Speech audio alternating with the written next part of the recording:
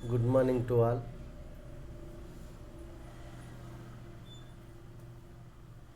Good morning to all. Myself K. Gangadhar, lecturer in botany, GDC Kamareddy, Telangana State. ఈరోజు చెప్పుకోబోయే topic వచ్చేసరికి మొక్కలు ఖనిజ పోషణ.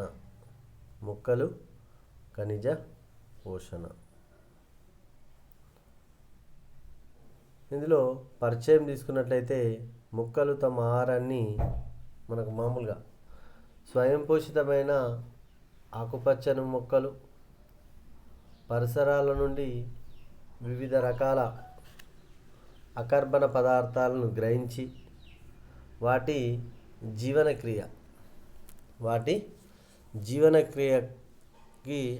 ఆవశ్యకమయ్యే సేంద్రియ పదార్థాలను తయారు చేసుకుంటాయి. ఈ మొక్కలకు కావలసిన ఈ అకర్బన పదార్థాలు చాలా వరకు మనకు ఈ మృత్తికలో ఉంటాయి.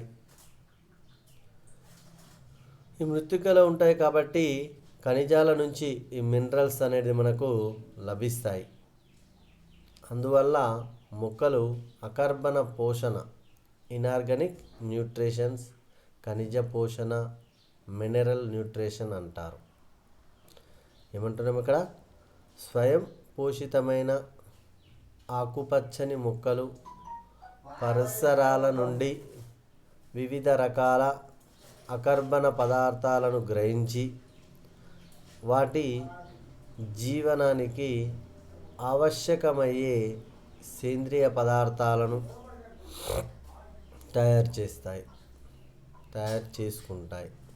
కాబట్టి మొక్కలకు కావలసిన ఈ అకర్బన పదార్థాలు మృత్తికలో ఉండే ఖనిజాల నుంచి, మినరల్స్ నుంచి లభిస్తాయి. అందువలన ఆ అకర్బన పోషణ, ఇనార్గానిక్ న్యూట్రిషన్, ఖనిజ పోషణ, మినరల్ న్యూట్రిషన్గా చెప్పుకోవడం అనేది జరుగుతూ ఉంటుంది. ఇక్కడ మొక్కలు తమ ఆహారాన్ని సేంద్రియ రూపంలో మృత్తిక నుండి మనకు గ్రహిస్తాయని క్రీస్తుపూర్వం మనకు 300 సంవత్సరాల్లో అరిస్టాటిల్ అనే శాస్త్రవేత్త మనకు భావించడం అనేది జరిగింది. ఈ హ్యూమస్ సిద్ధాంతం పేరుతో క్రీస్తు శకం 16వ శతాబ్దం వరకు ఈ భావన అనేది వ్యాప్తిలో ఉండేది. కానీ మొక్కలు నేల నుండి నీటిని మాత్రమే ప్రధానంగా గ్రహిస్తాయని శాస్త్రవేత్త మనకు వచ్చేసరికి జాన్ బాఫ్టిన్ వాన్ హెల్మిట్ అనే శాస్త్రవేత్త మనకు ప్రధానంగా భావించాడు. ఏమన్నాడైనా? మొక్కలు నేల నుండి నీటిని మాత్రమే ప్రధానంగా గ్రహిస్తాయని డచ్ శాస్త్రవేత్త అయిన జాన్ బాఫ్టిన్ వాన్ మనకు హెల్మిట్ అనే శాస్త్రవేత్త భావించడం జరిగింది. ఈ కేంబ్రిడ్జ్ శాస్త్రవేత్తలు కూడా జాన్ హుడ్వర్డ్ మొక్కల పెరుగుదలకు నీరే కాకుండా నీటిలో కరిగి ఉన్న పదార్థాలు కూడా అవసరమని నిరూపించాడు. శుభ్రమైన నీటిలో కంటే బురద నీటిలో మొక్కలు బాగా పెరుగుతాయని ఇతని యొక్క అభిప్రాయం. మడ్ వాటర్ అంటాం. ఈ అభిప్రాయం తెలియజేయడం అనేది జరిగింది. తర్వాత మొక్కలు బూడిదలో ఉండే అకర్బన పదార్థాలు ఉంటాయి. ఖనిజ మూలకాలన్నీ కూడా వేర్లు భూమి నుండి అకర్బన ఖనిజ మూలకాలన్నీ వేర్లు భూమి నుండి గ్రహిస్తాయి. దీన్ని డిసాజూర్ అనే శాస్త్రవేత్త 1804లో నిరూపించాడు. తర్వాత 1840లో British Association for the advancement of science వారి సభలో మొదటిసారిగా ఈ మొక్కల పోషణలో ఖనిజ మూలకాలు ఆవశ్యకతను లిబిక్ అనే శాస్త్రవేత్త వివరించడం అనేది జరిగింది.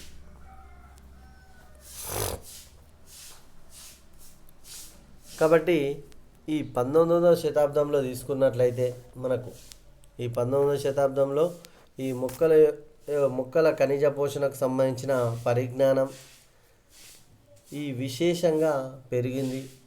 1860లో ప్రాంతంలో ఈ సాక్స్ అనే జర్మనీ శాస్త్రవేత్త నీటి పెంపక ప్రయోగశాల ద్వారా, వాటర్ కల్చర్ ఎక్స్పెరిమెంట్ ద్వారా మొక్కలు ఈ ఖనిజ పోషక అవసరాలను గుర్తించగలిగాడు.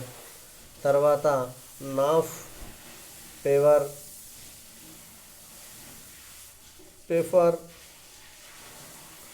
హాంగ్లాండ్, స్కాట్ మరియు ఆర్నర్ తదితర శాస్త్రజ్ఞులు నీటి పెంపక పద్ధతిని అనుసరించి ఈ మొక్కల పెంపకానికి అవసరమయ్యే పోషక యానకాలను, న్యూట్రియంట్ సొల్యూషన్ను వీళ్ళు సూచించారు. కాబట్టి మెయిన్గా తీసుకున్నట్లయితే మనకు ఈ మొక్కలలో మనకు మొక్కలకు ఈ పరిశోధనల ఆధారంగా మొక్కలు ప్రధానంగా మనం తీసుకున్నట్లయితే 16 రకాలైన మూలకాలు ఆవశ్యకమని తెలిసింది. వీటిలో CHOH, కార్బన్, హైడ్రోజన్, ఆక్సిజన్, నత్రజని, phosphorus, potassium, calcium, magnesium, sulphur, ferrous, zinc, copper, calcium, manganese, boron, calcium వీటిలో మొదటగా 9 మూలకాలు తక్కువ సమపాలలో మిగిలినవి ఉండడం అనేది జరుగుతుంటుంది. అంటే ఇక్కడ ఏమంటున్నామంటే మనకు మెయిన్గా 16 ఎలిమెంట్స్ అనేది కనుక్కోవడం జరిగింది. వీటిలో మొదటి 9 రకాలైన ఎక్కువ పాలలోను, మిగిలినవి తక్కువ పాలలోనూ అవసరమవుతాయి. కాబట్టి ఎక్కువ పరిమాణంలో కావాల్సిన వాటిని మనము స్థూల మూలకాలు అంటారు. ఎక్కువ పరిమాణంలో కావాల్సిన వాటిని మనం ఏమంటాం? స్థూల మూలకాలుగా చెప్పుకోవడం జరుగుతుంది, మాక్రో ఎలిమెంట్స్గా అంటాం. తక్కువ పరిమాణంలో అవసరమయ్యే మూలకాలు ఉంటాయి, వీటిని మనం ఏమంటాం? మైక్రో ఎలిమెంట్స్గా అంటాం, సూక్ష్మ మూలకాలుగా చెప్పుకోవడం అనేది జరుగుతుంది. కాబట్టి ఇది బాగా గుర్తుంచుకోవాలా. మైక్రోకు డిఫరెన్సెస్. ఎక్కువ పరిమాణంలో కావాల్సిన వాటిని స్థూల పోషకాలు మైక్రో ఎలిమెంట్స్ గాను, తక్కువ పరిమాణంలో అవసరమయ్యే వాటిని సూక్ష్మ పోషకాలు మైక్రో ఎలిమెంట్స్గా చెప్పుకోవడం అనేది జరుగుతూ ఉంటుంది. కాబట్టి ఈ స్థూల మూలకాల గురించి మనం నేర్చుకుందాం. ఏమంటున్నాం ఇక్కడ? మైక్రో ఎలిమెంట్స్ అంటే మొక్కల పెరుగుదలకు ఎక్కువ పరిమాణంలో అవసరమయ్యే ఖనిజ పోషకాలను స్థూల పోషకాలు లేదా మైక్రో ఎలిమెంట్స్ అంటారు. ఓకే, మొక్కల పెరుగుదలకు ఎక్కువ పరిమాణంలో అవసరమయ్యే ఖనిజ పోషకాలను స్థూల పోషకాలు లేదా మైక్రో ఎలిమెంట్స్గా చెప్పుకోవడం అనేది జరుగుతూ ఉంటుంది.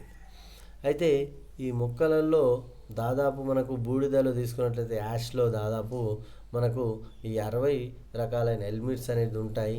కానీ మొక్కలలో లభించే మూలకాలన్నీ మొక్కలకు అవసరమవుతాయని చెప్పలేం. కాబట్టి 1939వ సంవత్సరంలో అమెరికా దేశస్థులైన ఆర్నర్ అనే శాస్త్రవేత్త మనకి ఏం చేసిందంటే మరి స్కౌట్ అనే వీటిలో పెంపక పరిశోధనల ద్వారా మనకు మొక్కలు ఏ మూలకాలు ముఖ్యంగా అవసరమవుతాయో, ఏ మూలకం అవసరం కాదో నిర్ణయించడానికి కొన్ని ప్రమాణాలు పేర్కొంటారు.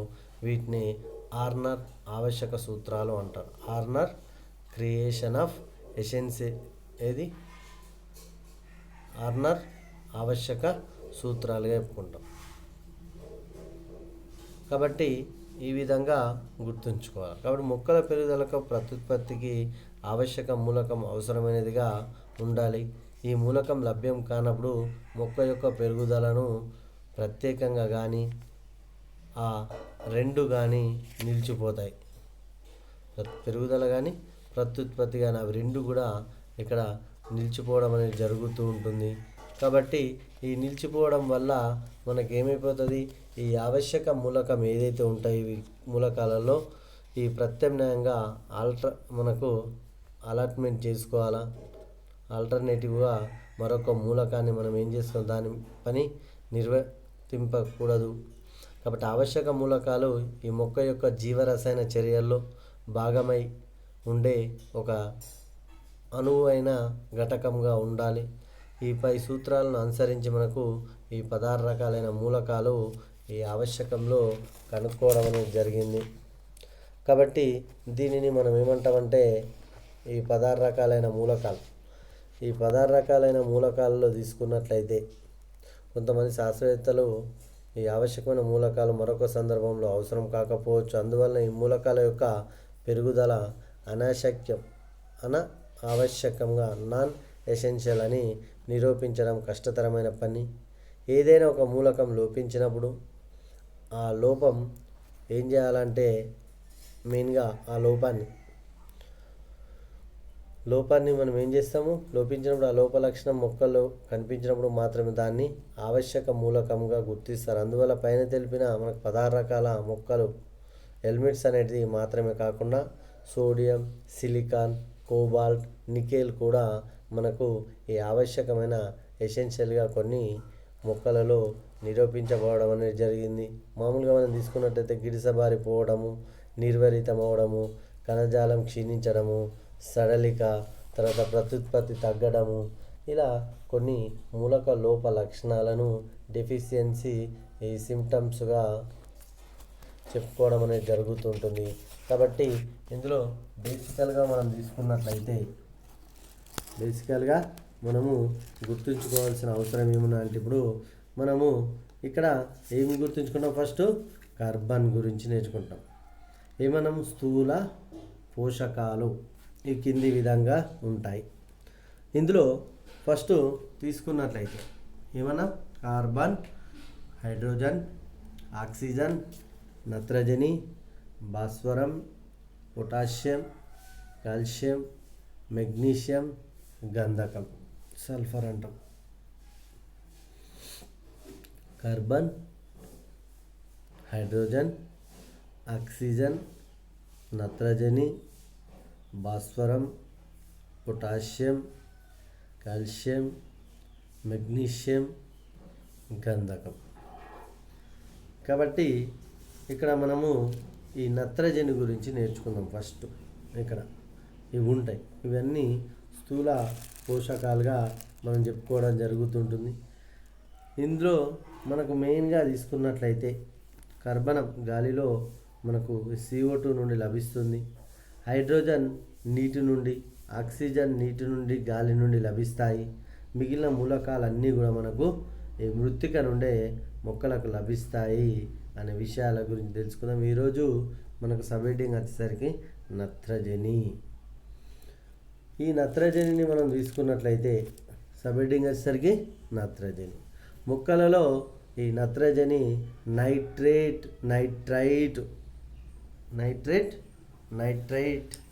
అమోనియా అయాన్ల రూపంలో ఉంటాయి. కాబట్టి ఇవి నేల నుండి మాత్రమే లభిస్తుంది. ఏమంటున్నాం, మొక్కలలో నత్రజని, నైట్రేట్, అమోనియా ఈ 3 అయాన్ల రూపంలో ఇవి నేల నుండి లభిస్తుంది. కొన్ని రకాల బ్యాక్టీరియాలు, నీలి ఆకుపచ్చ శైవలాలు వాయు రూపంలో ఉండే నత్రజనిని వినియోగించుకోగలరు. కాబట్టి ఇక్కడ నత్రజని అనేక కర్బన రసాయనిక సంయోగ పదార్థాల్లో ముఖ్యమైన అణుఘటకాలుగా చెప్పుకోవడం అనేది జరుగుతూ ఉంటుంది. కాబట్టి దాంతోపాటుగా ఇక్కడ మనం ఏమంటున్నామంటే అమైనో ఆమ్లాలు, ప్రోటీన్లు, కేంద్రక ఆమ్లాలు, అమైనో ఆమ్లాలు, ప్రోటీన్లు, కేంద్రక ఆమ్లాలు, పత్రహరితము, ఎంజైమ్స్, కొన్ని విటమిన్లలో నత్రజని అనేది అంతర్భాగంగా ఉండడం అనేది జరుగుతూ ఉంటుంది. అందుచేత నత్రజనిని కిరణజన్య సంయోగక్రియల్లోనూ ఇతర జీవన క్రియల్లోనూ ప్రముఖ పాత్ర వహిస్తుంది. ఇందులో లోప లక్షణాలు తీసుకున్నట్లయితే మృత్తికలో నత్రజని అనేది తగినంతగా లభించినప్పుడు ముదురు పత్రాలు ముందుగా ఏమైపోతాయి, ఎల్లో కలర్లోనికి మారిపోవడం, ఆకుపచ్చ రంగులోనికి అది మారిపోవడం అనేది జరుగుతూ ఉంటుంది. కాబట్టి ఈ మారిపోయి మనకి ఏమైపోతుంది, ఆకుపచ్చ రంగులోనికి మారిపోయి ఇవి నిర్వీర్యం చెందుతాయి. అవి మనకు ఎల్లో కలర్లోనికి మారిపోయి రాలిపోవడం అనేది జరుగుతూ ఉంటుంది. కాబట్టి నత్రజని చలనశీలత అవటం వలన లేత పత్రాలు మనకు ఆకుపచ్చ రంగులో కలిగి ఉంటాయి. ఈ మొక్కలలో మనకు నత్రజని అధికంగా లభించినప్పుడు ఈ పత్రాలు అనేది మనకు సమృద్ధిగా ఉండడం అనేది జరుగుతూ ఉంటుందన్న మాటలు గుర్తుంచుకోవాలి. అంతేకాకుండా ఇక్కడ మనం తీసుకున్నట్లయితే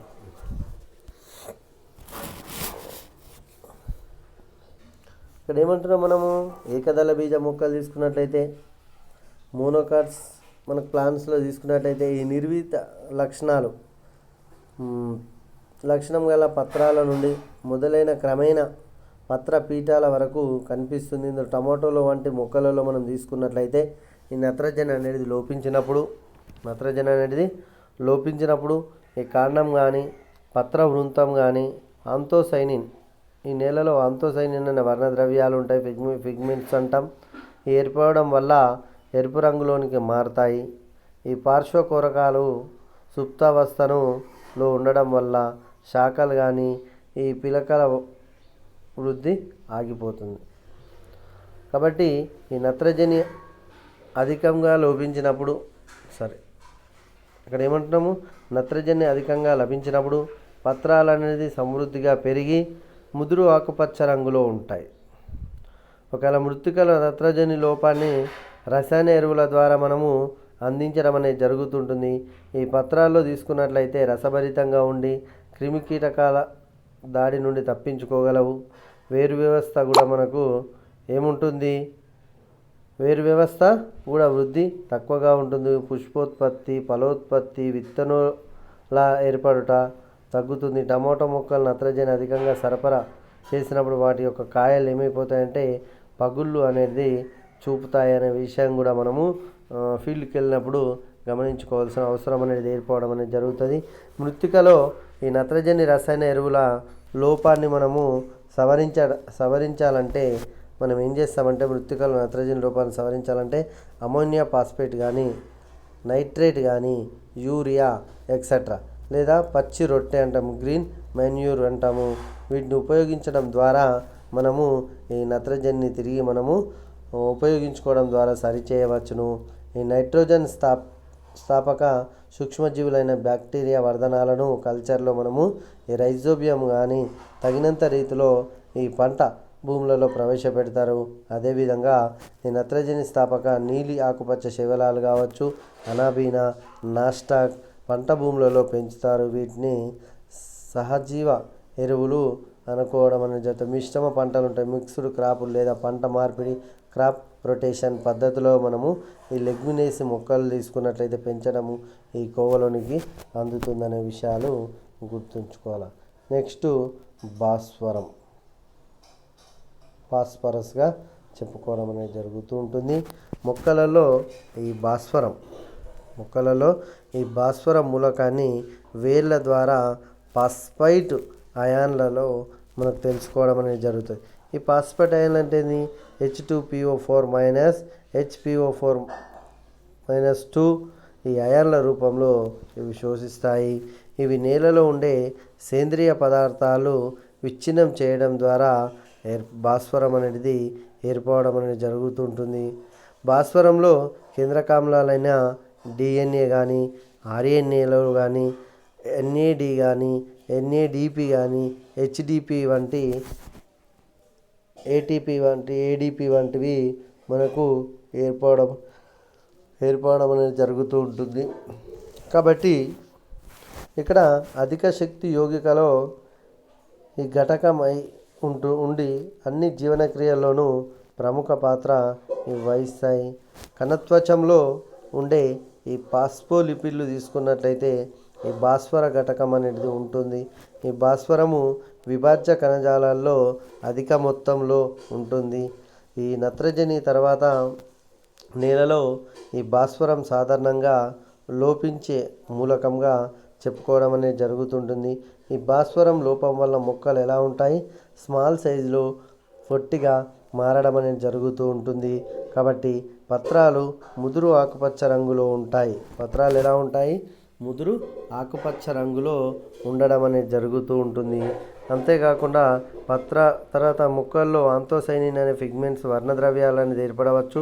ఈ నత్రజని వల్ల ఈ ఫాస్ఫేట్ అయాన్ల లోప లక్షణాలు ముందుగా ముదురు పత్రాల్లో కనిపిస్తాయి.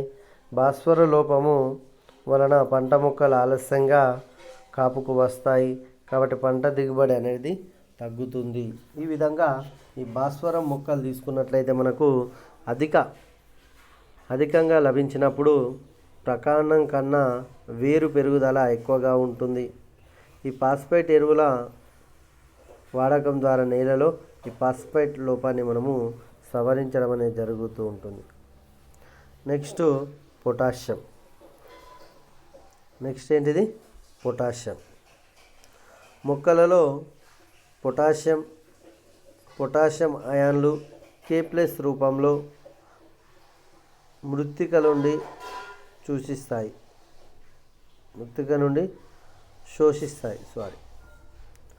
మొక్కలు పొటాషియం అయాన్ల రూపంలో K+ రూపంలో ఉంటాయమ్మా. ఈ మృత్తిక నుండి ఏం చేస్తే గ్రహిస్తాయి, శోషిస్తాయి. ఈ మూలకము ఏ సేంద్రియ పదార్థంలోనూ అంతర్భాగంగా ఉండదు. మూలకము ఏ సేంద్రియ పదార్థం యొక్క అంతర్భాగంగా ఉండదు.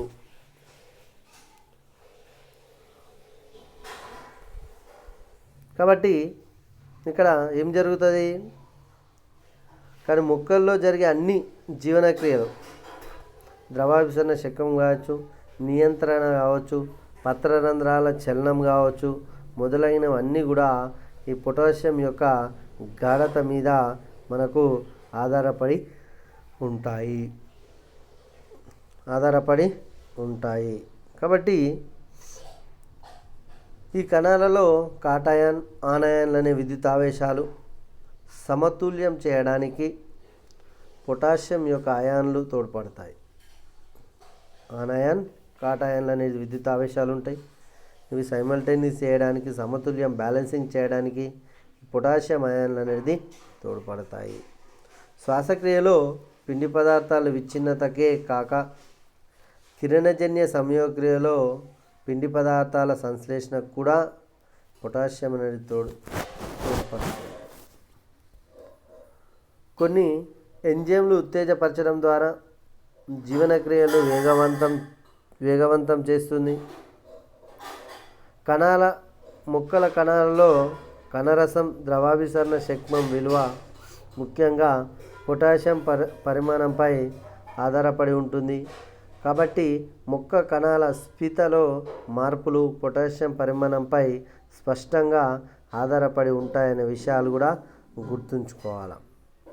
కాబట్టి ఇక్కడ నత్రజని, భాస్వరం వలె పొటాషియం కూడా మొక్కలలో చలనశీలమైనది. అందువలన దీని లోపంలో ముందుగా మనకు ముదురు పత్రాలు కనిపిస్తాయి. పొటాషియం లోపించినప్పుడు ముదురు పత్రాల కొనలు, అంచులు ఎండిపోయి గోధుమ రంగులో ఉంటాయి. నత్రజని లోపం వల్ల కూడా పత్రాలతో ఎండిపోయిన మచ్చలు, న్యూట్రిక్ స్పాట్ అంటాం,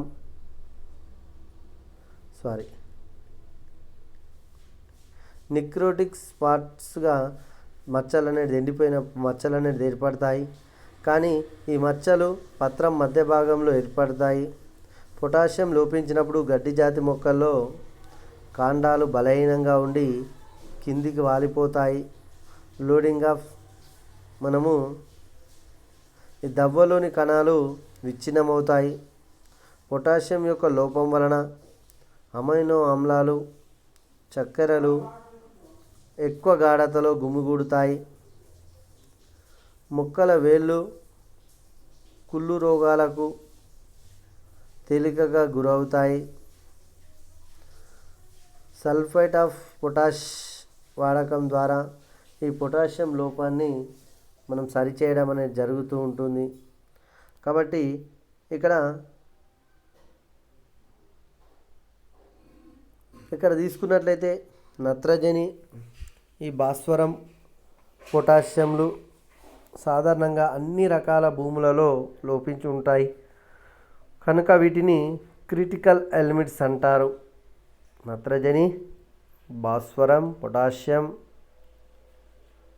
ఫాస్ఫరస్ అన్ని భూములలో, అన్ని మృత్తికలో, అన్ని ల్యాండ్లలో ఇవి లోపించి ఉంటాయి. కావున వీటిని క్రిటికల్ మూలకాలు అంటారు. ఈ ఎన్పికే ఎలిమెంట్స్ వివిధ నిష్పత్తిలో ఉండే రసాయనిక ఎరువులు ఉంటాయి.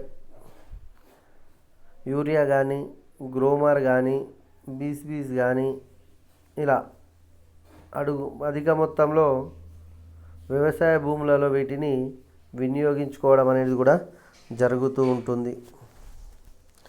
నెక్స్ట్ సబ్ హెడ్డింగ్ వచ్చేసరికి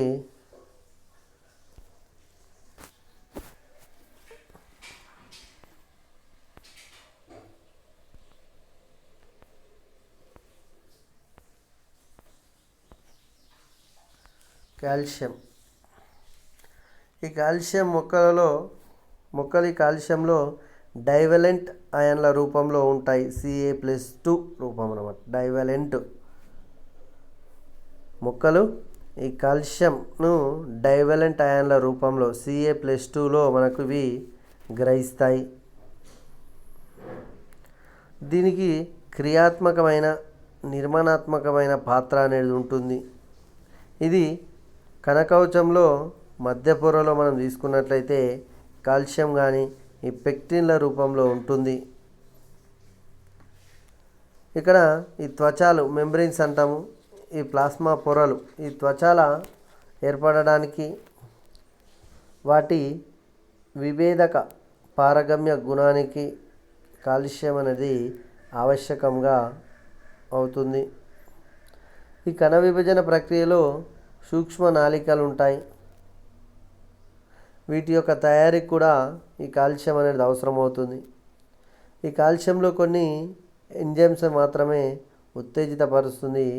ఎగ్జాంపుల్ వచ్చేసరికి మనకు ఫాస్ఫోలైపేజ్, ATPase, అడినైల్ కైనసిస్. చిక్కుడు జాతి మొక్కలలో వేరు కంతులు అనేది ఏర్పడతాయి. రూట్ నూడిల్స్గా చెప్పుకుంటాం. ఏర్పడడానికి కాల్షియం అధిక మొత్తంలో కావాలి.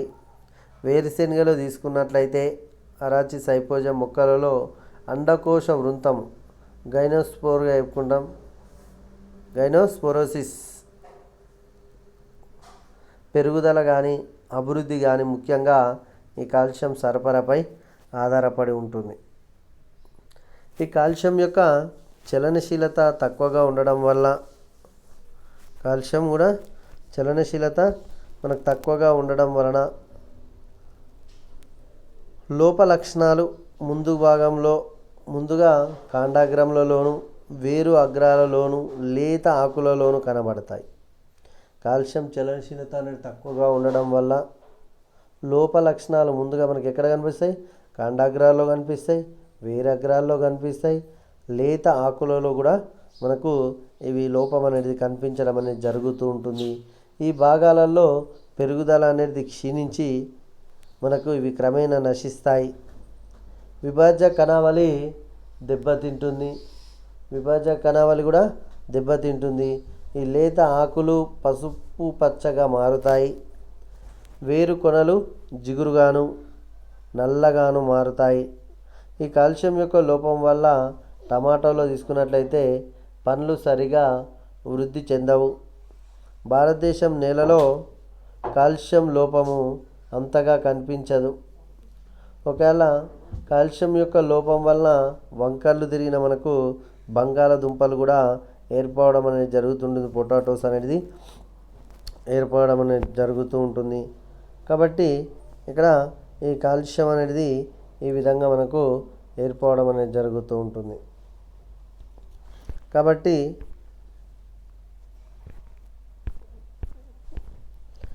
నెక్స్ట్ వచ్చేసరికి మనకు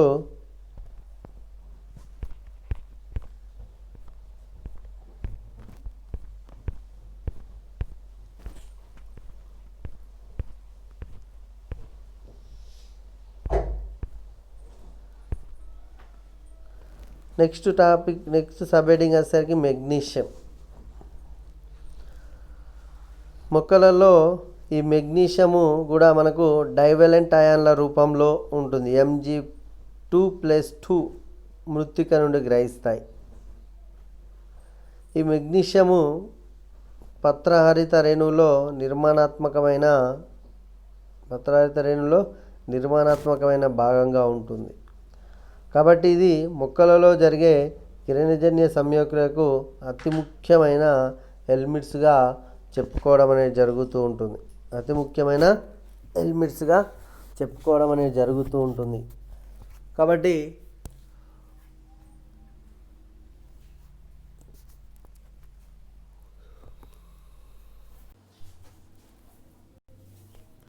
నెక్స్ట్ మెగ్నీషియం. ఈ మెగ్నీషియం తీసుకున్నట్లయితే మొక్కలలో మెగ్నీషియం డైవలెంట్ అయాన్ల రూపంలో మృత్తికలో ఉంటుంది. దీన్నే Mg2+2గా చెప్పుకోవడం అనేది జరుగుతుంటుంది. కాబట్టి ఈ మెగ్నీషియం యొక్క లోపం వల్ల ఇక్కడ మనకు పత్రహరిత రేణువులు క్లోరోఫిల్స్ నిర్మాణాత్మకమైన భాగంగా ఉండడం అనేది జరుగుతూ ఉంటుంది. కాబట్టి ఇది మొక్కలలో కిరణజన్య సంయోగక్రియకు అతి ముఖ్యమైన మూలకంగా చెప్పుకోవడం అనేది జరుగుతూ ఉంటుంది. కాబట్టి ఈ మెగ్నీషియంతో పాటుగా మనకు ఇందులో మనం గుర్తుంచుకోవాల్సింది ఏంటంటే మెగ్నీషియం చాలా ఎంజైమ్లను ఉత్తేజపరుస్తుంది. ఉదాహరణకు ఫాస్ఫోకైనేజ్, కార్బాక్సిలేజ్ ఎంజైమ్లు, రైబోజోములు, ఉపప్రమాణాలైన 40S రైబోజోములు, 60S రైబోజోములు ఏక ప్రమాణంగా బంధించి దాని ద్వారా ప్రోటీన్ల సంశ్లేషణ జరగడానికి మెగ్నీషియం అనేది తోడ్పడడం అనేది జరుగుతూ ఉంటుంది. కాబట్టి ఇక్కడ ఏమంటున్నాం మనం మామూలుగా మొక్కలలో మెగ్నీషియం డైవలెంట్ అయాన్ల రూపంలో Mg2+2 మృత్తిక నుండి గ్రహిస్తాయి. First point. రెండో పాయింట్ వచ్చేసరికి పత్రహరిత మెగ్నీషియంలో ఈ పత్రహరిత రేణువులు క్రియాత్మకమైన భాగంలో ఉంటుంది, క్లోరోఫిల్లో ఉంటాయి. కాబట్టి ఇది మొక్కలలో కిరణజన్య సంయోగక్రియకు అతి ముఖ్యమైన మూలకం. అంతేగాక మెగ్నీషియం చాలా ఎంజైమ్లను ఉత్తేజపరుస్తుంది. ఉదాహరణకు ఫాస్ఫోకైనేజ్ కానీ, కార్బాక్సిలేజ్ కానీ, తర్వాత వచ్చేసరికి మనకు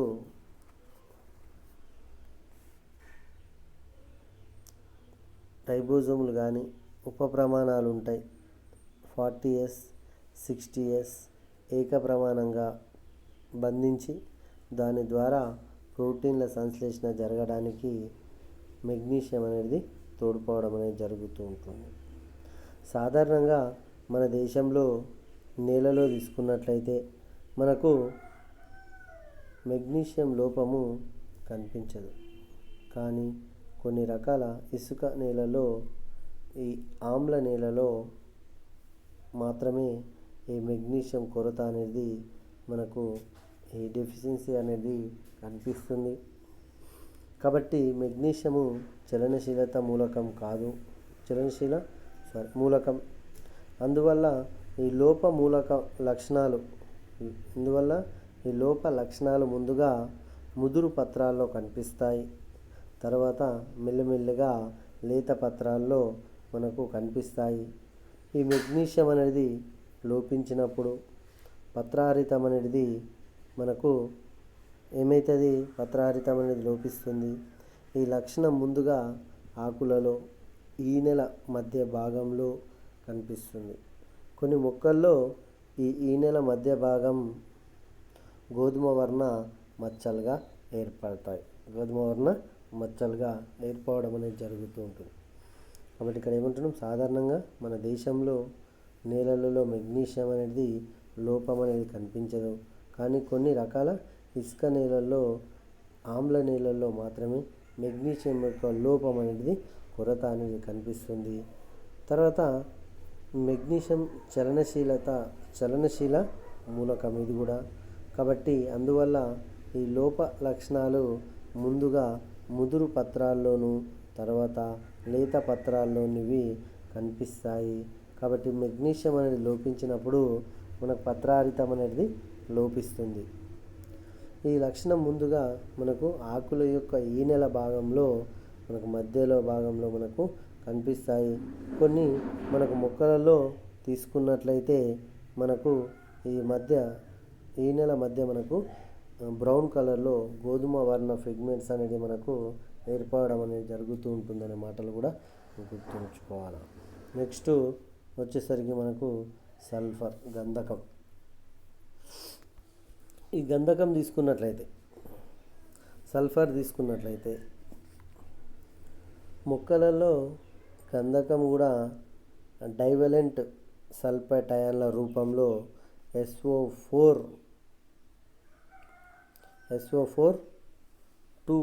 మనకు మృత్తిక నుండి గ్రహిస్తాయి. మొక్కలు గంధకం డైవలెంట్ సల్ఫైట్ అయాన్ల రూపంలో మనకు మృత్తిక నుండి ఇది గ్రహిస్తాయి. అంతేగాక దీంట్లో మనకు ఈ స్టెఫిన్, మిథయోనిన్ అనే అమైనో ఆమ్లాలతో ఇవి ఉండడం అనేది జరుగుతూ ఉంటుంది. తర్వాత అంతేగాక కొన్ని మొక్కలలో మనం తీసుకున్నట్లయితే ఈ లేపాయిక్ ఆమ్లంతోనూ, కోఎంజైమ్లతోనూ, థయామిన్తోనూ మనకు ఈ బయోటిన్ అనే విటమిన్లలోనూ గంధకం అనేది అనుఘటకంగా ఉంటుంది. కొన్ని రకాల మొక్కలలో తీసుకున్నట్లయితే ముఖ్యంగా ఉల్లి కానీ, వెల్లుల్లి కానీ, గంధకం కానీ పాలిసల్ఫైడ్ల రూపంలో అధిక మొత్తంలో ఉంటుంది. ఏమంటున్నాం ఇక్కడ? మొక్కలలో గంధకం బైవలెంట్ సల్ఫైట్ అయాన్ల రూపంలో మృత్తిక నుండి గ్రహిస్తాయి. First point. ఇవి సెప్టిన్, మిథయోనిన్ అనే అమైనో ఆమ్లాలు ఉంటుంది. Third point. అంతేగాక మొక్కల్లో లైపోయిక్ ఆమ్లము, కోఎంజైమ్ ఏ, బయోటిన్, థయామిన్ అనే విటమిన్లు గంధకం అనేది అనుఘటకంగా ఉంటుంది. కొన్ని మొక్కల రకాలు తీసుకున్నట్లయితే ముఖ్యంగా ఉల్లి కానీ, వెల్లుల్లి కానీ, ఎలియంసిఫా గంధకం అనేది పాలీఫాస్ఫైడ్ల రూపంలో అధికంగా మొత్తంలో ఉంటుంది. ఈ మృత్తికలో ఈ గంధకం అనేది తగినంత పరిమాణంలో ఉంటుంది. అందువలన ఈ మూలకం లోప లక్షణాలు మొక్కలతో అరుదుగా కనబడతాయి. గంధకం చలనశీలత తక్కువగా ఉండుట వలన లోప లక్షణాలు ముందుగా లేత పత్రాల్లో కనబడతాయి. ఈ పత్రాలు నిర్వరితమవుతాయి. తేయాకులో పత్రాలు రాలిపోట, ఎల్లోస్గా చెప్పుకుంటాం. టమాటాల్లో కాండం, వేర్లలో సన్నగిల్లుతాయి. ఏమంటున్నాం ఇక్కడ? మృత్తికలో ఈ గంధకం అనేది నేల లోపల ఈ గంధకం అనేది తగినంత పరిమాణంలో ఉంటుంది. First point. అందువల్ల ఈ మూలకం యొక్క లోప లక్షణాలు మొక్కలలో అరుదుగా కనబడతాయి. మనకు చాలా తక్కువగా కనిపించడం అనేది జరుగుతూ ఉంటుంది.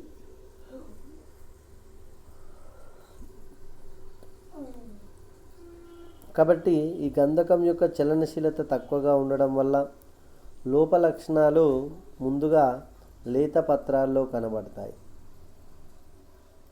ఈ పత్రాలు ఎలా ఉంటాయి? నిర్వరితం చెందుతాయి. ఈ తేయాకులో పత్రాలు ఏం చేస్తాయంటే, ఈ టీ మొక్కలలో తీసుకున్నట్లయితే ఈ పత్రాలు రాలిపోవడం అనేది జరుగుతూ ఉంటుంది. టమాటాలో తీసుకున్నట్లయితే ఈ కాండం, వేర్లు ఇవి రెండు కూడా మనకు సన్నగిల్లడం అనేది జరుగుతుంటుంది. ఈ విధంగా మొక్కలలో తీసుకున్నట్లయితే మనకు ఏమంటున్నాము, మొక్కల ఖనిజ పోషణంలో తీసుకున్నట్లయితే మనకు 16 రకాలైన మూలకాలు అనేటివి మనకు ఉండడం అనేది జరుగుతూ ఉంటుంది. ఈ ఆవశ్యకమైన ఎసెన్షియల్ ఎలిమెంట్స్గా చెప్పుకోవడం అనేది మాక్రో మైక్రో ఎలిమెంట్స్గా ఉండడం అనేది జరుగుతుంటుంది. ఈ విధంగా ఈ ఖనిజ మూలకాలలో ఇది ఇంపార్టెంట్గా చెప్పుకోవడం అనేది జరుగుతుంటుంది. Thank you one and all.